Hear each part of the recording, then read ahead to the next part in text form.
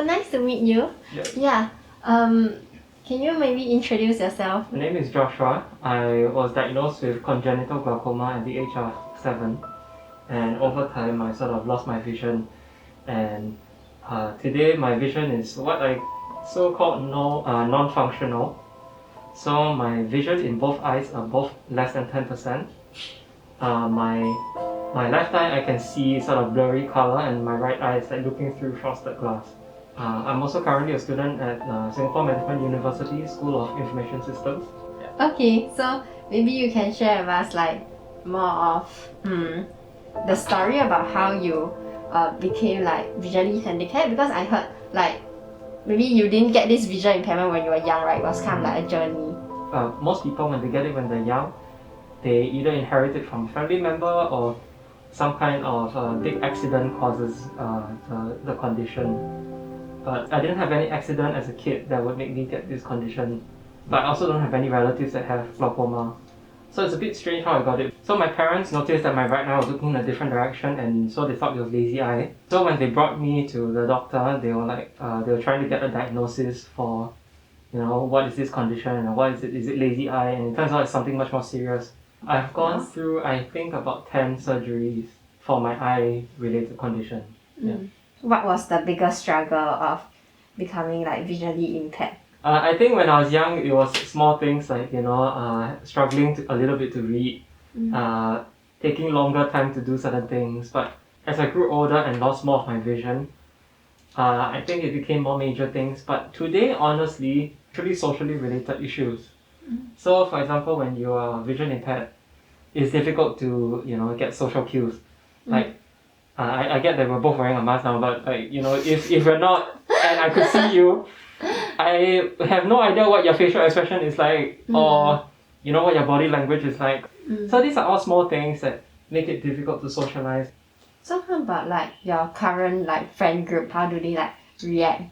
I think for most of my friends, especially the ones that I have today, most of them already know that I have a vision impairment. So for my secondary school friends who mostly saw me walking around without a cane and stuff like that, it was probably a bit jarring.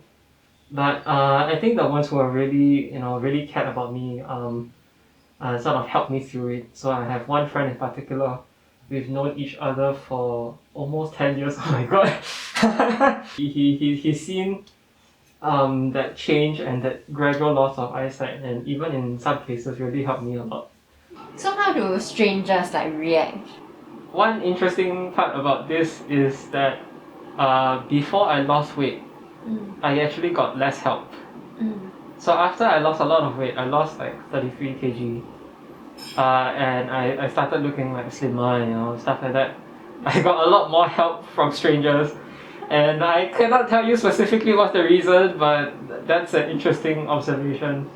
But in general, I think Singaporeans are quite helpful. So do you feel that like you receive any like, I don't know, unequal treatment or like discriminations from society in general, or just generally just very helpful? If anything, I have been given more opportunities than an average person because of my specific vision impairment. I think it depends on how you look at it.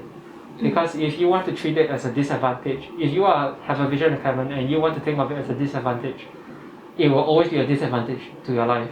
Can you quote some of the opportunities that you have reached out to, or that have reached out to you because of your visual impairment, this additional?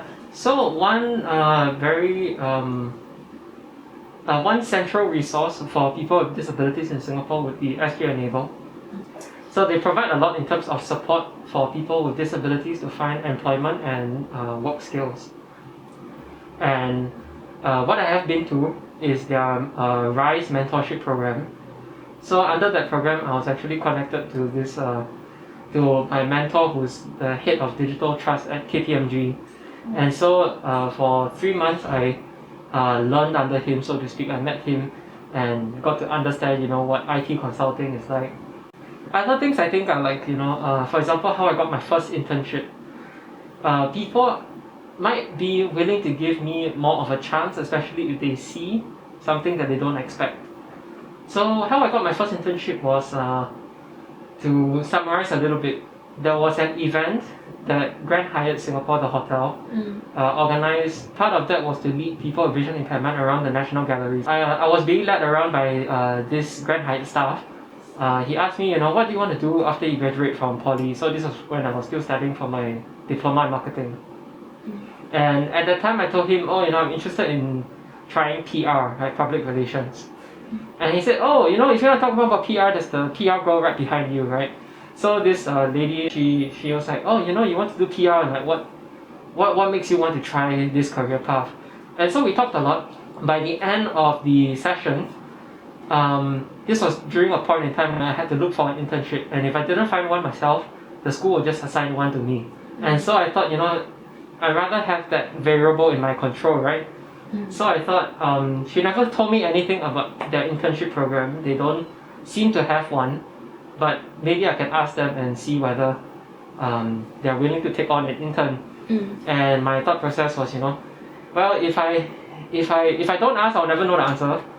And if I ask and the answer is no, then I'll never see her again.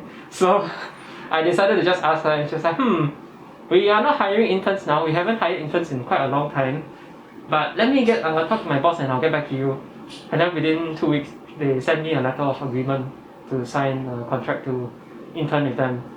I think sometimes it's more about putting yourself out there. And this is whether you do or don't have a disability. So over time, I found myself working with different organizations like Guide Dog Singapore, like Etch Empathy, which is a non-profit, and some other organizations to sort of partner with them either as a representative or facilitator of events, or even at one point in time I helped Etch Empathy sort of pioneer what they do now as a cooking lesson for the blind. I wanted to try this recipe, and my mom was like, no, you cannot do that, you're going to burn down the house.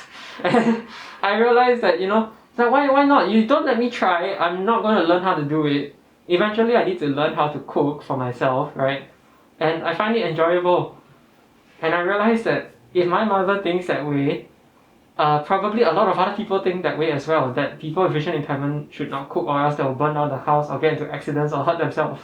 So I talked to that director, and him and I and a group of other people worked together to pioneer this cooking class. So we did some trial lessons. Now that entire program has spun into its own social enterprise, which I'm no longer involved with, but I'm quite happy to see it evolve into that stage. So now that social enterprise is called Fortitude Culina. I think a natural evolution of me helping and volunteering with all these projects is that people want to hear from my perspective. I've gone back to Temasek Polytechnic to speak to the staff in their social inclusion events. I've also done a TEDx, and I've also spoken for Microsoft at one of the events. So I think this is something that number one, I find it very fulfilling, right? To be able to talk to people on such a public platform, helping them understand people with vision impairment like myself. Can you tell us more about maybe your passions and what you do in your free time or this? I recently, sort of about a year ago, picked up growing plants. I was a bit stressed, so I decided, I think I need a hobby, because at that point in time I have been doing any combination of school, work, volunteer stuff, and all sorts of other things just non-stop. And I wasn't doing a lot of things for fun. So I picked up, growing plants as a hobby just to de-stress. I think through that experience of growing plants, it gave me a sense of purpose every day. So even if it's just to get up, drop the fertilizer in, and that's it for the day, I think that routine is very helpful. So it can be very therapeutic. I don't really understand why, but I know it seems to work. And eventually when the plants grow and you see that they're doing well, it also gives you that sense of satisfaction.